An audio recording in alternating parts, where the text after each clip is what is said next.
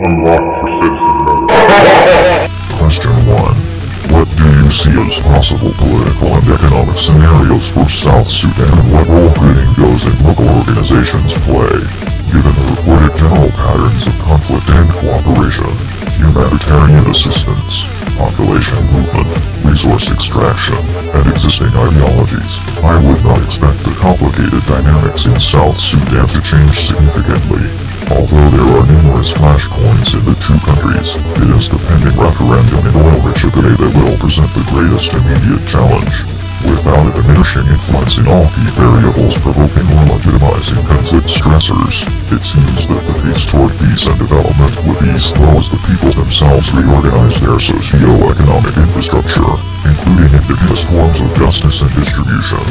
From an external to internal flow perspective, international community inputs to South Sudan could greatly improve or at least contribute to the amelioration of living standards for the people, though the conflicting ideologies and methodologies of donating and implementing agencies, as evidenced in meetings, the media, administrative processes, operational techniques, and programming strategy, can prohibit efficient redistribution of aid money throughout the country.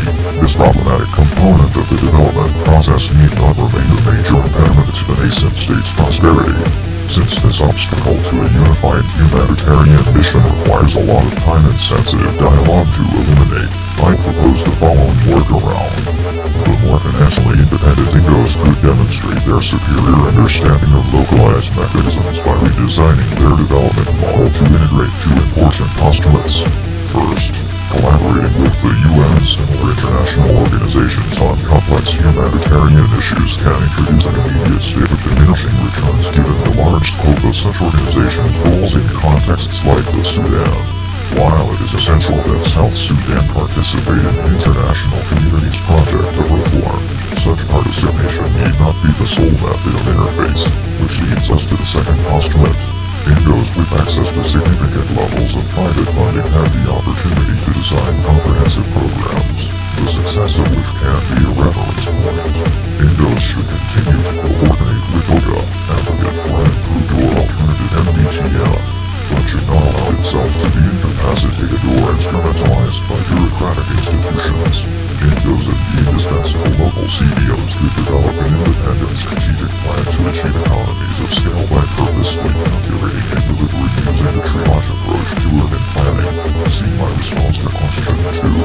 The goal would be to create a parallel, integrated development model whose successful benchmarks and indicators would provide tangible proof that an alternative model functions better than the current international effort and may convince others, namely those sustaining the UN-led status quo, to adopt the new strategic plan. Alternative operations and programming would thus serve the dual purpose of a reform and an improved standard of living in South Sudan.